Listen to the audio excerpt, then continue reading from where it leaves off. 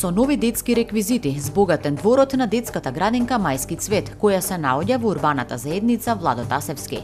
Она што е интересно е дека иницијатори за реализација на овој проект биле родителите на децата, кои сметале дека е време големиот празен двор да се потполни со реквизити, каде децата ќе можат да го минуваат своето слободно време, да си играат и да се дружат.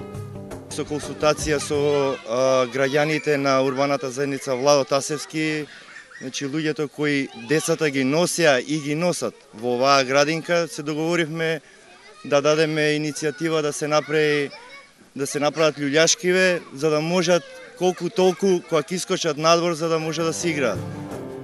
Директорката на градинката Мајски цвет задоволна од иницијативата и реализацијата на проектот. Таа упати апели до родителите на останатите два клона да го следат овој пример и да овозможат ваква радост и за нивните деца.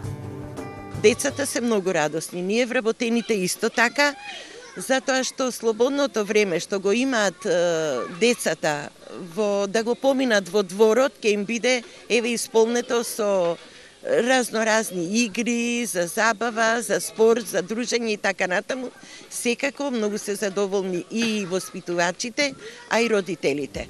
Кога станува збор за училиштата и градинките, тие се секогаш на приоритетна листа во општина Карпош. Председателот на Советот Сашо Лазаровски го поздрави овој проект.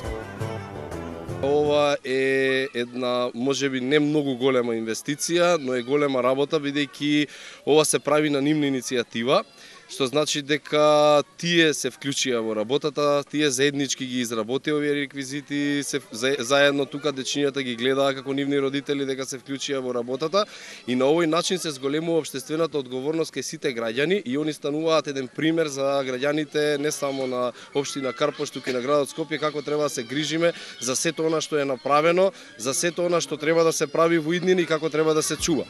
За да го искажат своето задоволство, вработените од градинката им доделија благодарници на председателот на Советот на општина Карпош Сашо Лазаровски, родителот кој бил главен иницијатор за овој проект и на представници од Јасен, кои помогнале во поставувањето на овие реквизити.